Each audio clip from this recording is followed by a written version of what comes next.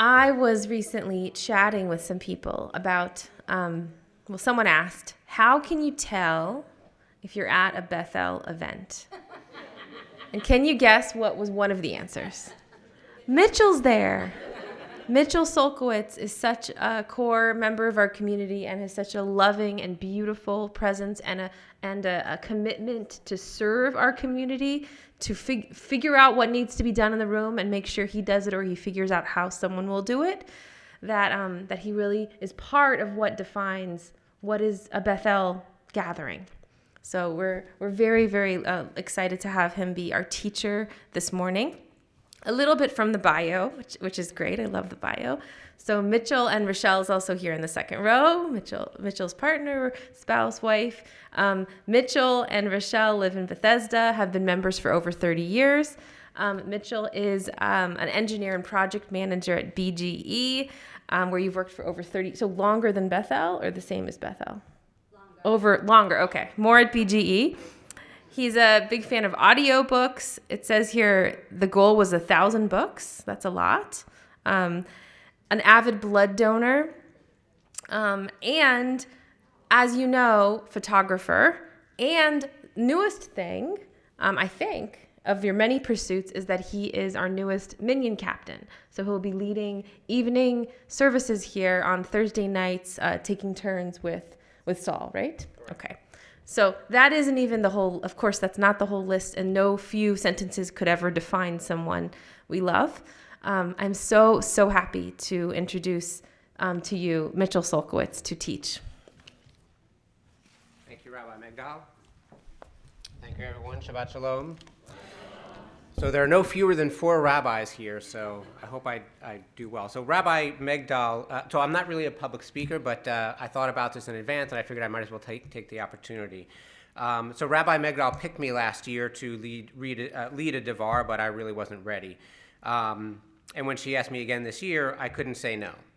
And Rabbi Harris always challenges us to step up, increase our level of observance or Jewishness. And so I've tried to do that, and as Rabbi Megdal said, I'll be, thanks to Saul, leading Minyan with him. I'm not much of a deep thought or public speaking person. I'm more of a public person doing. But thanks to Rabbi Megdal for her request and challenge, support, and encouragement. Thanks to our son David for his guidance and encouragement, and to our other JDS lifers, Naomi and Aviva, and of course my wife, Rochelle, who's put up with me for a very long time. So in contrast to REA, who looked at the Haftarah this morning, I looked at it in advance several weeks, and I realized it was going to be a different Haftarah than we normally read. But Jeremiah 1, and the Torah portion, Pinchas, is rich with a lot of action going on. In it, we find a number of leaders and different types of leaders in the Torah portion. But then I looked at the Haftarah, and in my research, I found a number of fascinating things, including prophecy, but I'm going to focus on leadership. In the biblical period of the Torah and following in the prophetic era, God is the one who selects leaders. Why is that, and what is it all about? First, a bit of history on the Haftarah. As you may know, typically the Haftarah echoes or adds to the subject of the Torah reading for the week. However, this Haftarah is the first of 3 admonitions or warnings in the temple period of about 600 BCE. The warnings are to the Israelites about the pending overthrow of Jerusalem. Why the overthrow of Jerusalem? Well, just as we saw last week, the people were wicked and being idolatrous. So we have 3 weeks leading up to Tisha B'Av, which commemorates the fall of Jerusalem. And following Tisha B'Av, there are 7 Haftarot on consolation, so a total of 10 special over the summer months. In this morning's Haftarah, Jeremiah is selected by God as a prophet. Why is that? What makes him so special? There's a lot behind that as well, and I think we would find similar instances in other biblical leaders. Let's go back a few weeks to the spies, where Moshe sends spies out to survey the land. The Haftarah for that portion of Shalach is Joshua. It includes the story of Joshua sending 2 spies into Jericho. One of the spies was Pinchas, the grandson of Aaron, and a Kohen. Yes, this is the same Pinchas who becomes the hero here. In the Haftarah, the two spies are found out and hidden by a Rahav. And you may remember she may be a harlot or something else, but she rescues them. Rahav goes on to convert to Judaism based on learning about God, God's miracles, and the Israelites. And in the Talmud, in Megillah 14b, it indicates that Rahav married Joshua. Ultimately, there are 8 prophets that descend from them, all Kohanim, and including Jeremiah. So tying together 2 Haftarot here. So a good combination of lineage and yichus. Is this connection to Joshua or to Rahav why God selected Jeremiah to be a prophet? Not only is Jeremiah selected, but as R.A. chanted, he's selected before he's even born. And later on, God says to Jeremiah, "See, I appoint you this day over nations and kingdoms to uproot and to pull down, to destroy and to overthrow, to build and to plant." Kind of sounds a little bit like what God may have said to Joshua before the Israelites encircled and besieged the city of Jericho. The other thing that I was thinking about that I just saw in the Haftarah is Jeremiah is hesitant about talking. He's not a good speaker. Kind of reminds me of Moshe a little bit.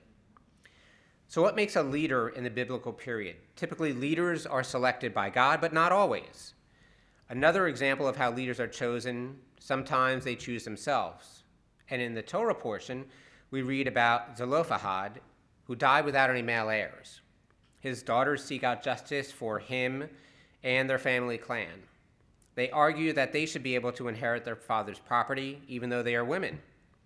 We often talk about this story. Were there other members of Zelophehad's family, his extended family, who should have stood up for him? Maybe there was absent leadership in this case. But his daughters stand up. And this perhaps shows the Shekhinah in action, the feminine side of God, in God's protection and empowerment of these women. They certainly are leaders, advocating for themselves and their father's family. So back to Jeremiah, who, like Moshe, is a reluctant prophet. He's young, he's afraid of his peers, and he's very hesitant. He doesn't have any street cred at this point, but Jeremiah believes. And that seems to be the second part of being a good leader in the biblical era.